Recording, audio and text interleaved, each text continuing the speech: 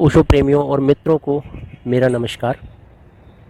दोस्तों, मैं आज बात करूंगा ओशो के बारे में, ओशो के विचारों के बारे में।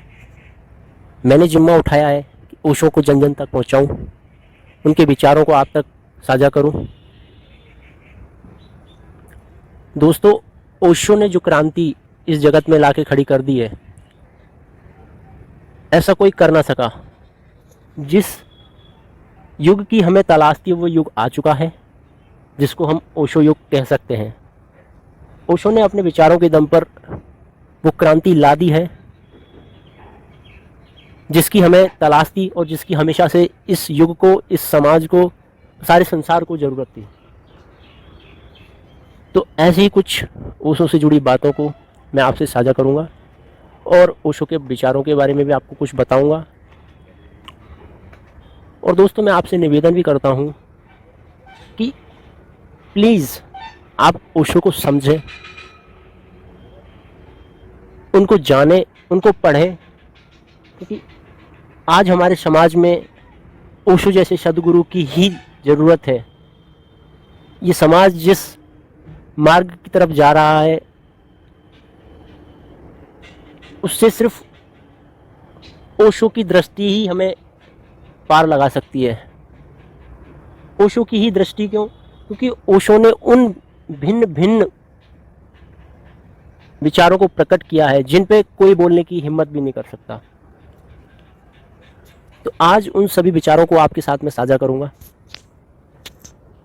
दोस्तों, ओशो को कई लोगों ने पढ़ा है, कई लोग उनको पढ़ भी रहे हैं, कई लोग जानने के इच्छुक भी हैं, लेकिन बोलते हैं कि अधूरा ज्ञान हमेशा दुख का कारण होता है। तो कुछ लोग सुनी सुनाई बातों पर विश्वास करके ओशो के प्रति ना जाने क्या क्या अवधारणाएं बना लेते हैं। वो उनका अपना दृष्टिकोण है, वो उनका अपना दृष्टिकोण है और कुछ उसमें मिलावट भी है। मिलावट यूँ कह सकते हैं क्योंकि जिनसे वो सुन के आए हैं उनका दृष्टिकोण क्या था उसको बताने में, उनकी भावना उसको बताने में क्या थी, तो उस चीज़ का असर आपके ऊपर भी पड़ता है, निश्चित ही तौर पर पड़ता है। क्योंकि आज मैं किसी चीज़ के संबंध में आपको बताता हूँ कुछ, तो उस चीज़ के बारे में मैं क्या सोचता हूँ और मैं उस चीज़ को कैसे आपके सामने प्रकट करना चाहता हूँ, उस चीज़ का असर श्रोता पे हमेशा ही पड़ेगा। क्योंकि जैसे शिक्षक एक कोई भी क्लास की टॉपिक को अगर बच्चे को समझाता है तो वो जिस मनसा से, जिस इच्छा से उसको समझाता है, तो ऐसा ही असर उस बच्चे पे पड़ता है। तो जो श्रोता होता है वो उसके कान वही सुनते हैं जो कहने वाला उसको बता रहा है, जो वक्ता उसको बता रहा है।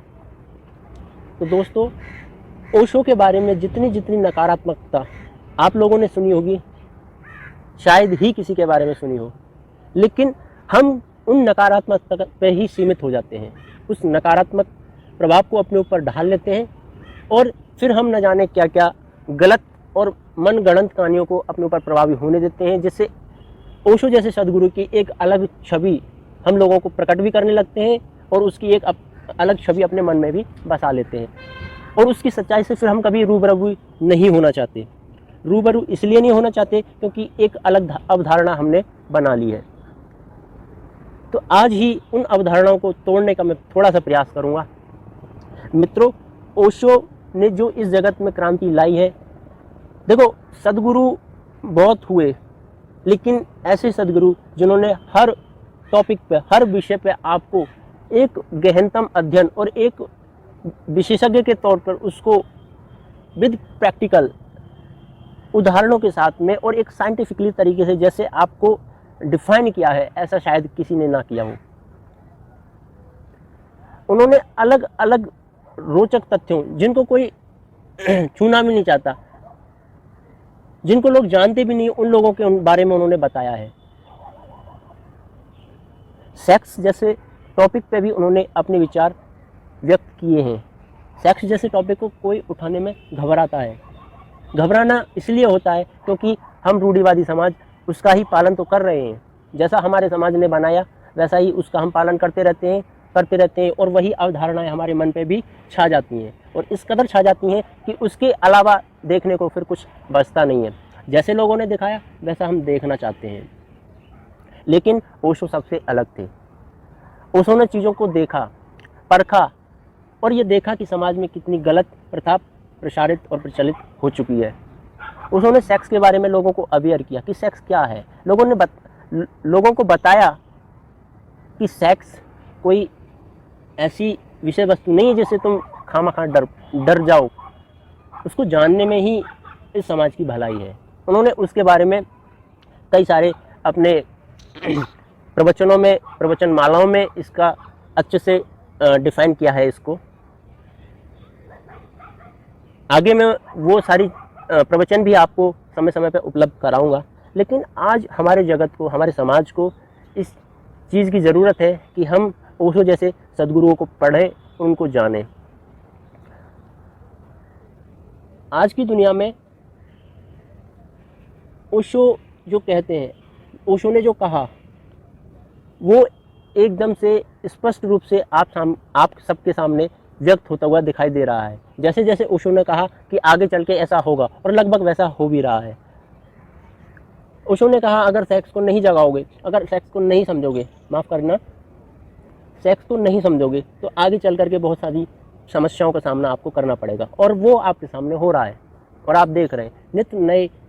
आप कितना ही रोकना चाहें, बलात्कार नहीं रोक रहे हैं। क्यों? क्योंकि हमने अभी भी उस रूढ़िवादिता को अपना के रखा है। दोस्तों, हो सकता है मेरी कुछ बातें आपको गलत भी लगे, माफ़ करना, लेकिन जो सच है वो सच होता ही है, हमेशा से रहा है, उसको कोई बदल नहीं सकता। ओशो ने हमेशा सच को सामने लाकर रखने की कवायद करी, तो इसलिए लोगों ने उनके न जाने अलग अलग नामों से उनको बुलाना शुरू कर दिया। किसी ने कहा कि ओशो तो सेक्स गुरु हैं, किसी ने कुछ कहा, किसी ने कुछ। लेकिन दोस्तों, इससे फ़र्क नहीं पड़ता। जो सच्चा वक्ता होता है वो इन चीज़ों से नहीं डरता।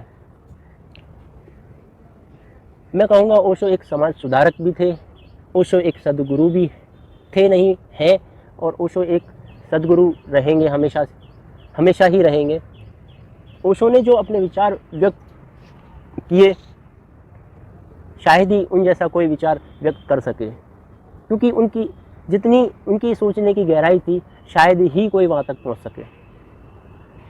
ओशो अपने आप में एक विशाल पुस्तकालय के बराबर थे, विशाल का है। ऐसा जानकारी में आता है कि ओशो ने अपने जीवन काल में 1 लाख से अधिक पुस्तकों का अध्ययन किया था। अपनी वाणी को विराम देते हुए दोस्तों, मैं आपसे अनुमति चाहूँगा, लेकिन एक पुनः आग्रह आपसे करूँगा कि ओशो के बारे में लोगों को अधिक से अधिक जागरूक बनाएं, खुद भी उनको पढ़ें, उनके बारे में जानें, और अन्य लोगों को भी उनके बारे में जागरूक बनाएं।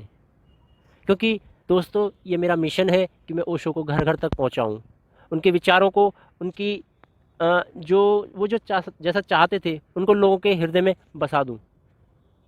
क्योंकि इस जगत को ओशो की बहुत अत्यधिक आवश्यकता अब आ चुकी है, क्योंकि ओशो के विचार ही इस जगत में कुछ परिवर्तन ला सकते हैं।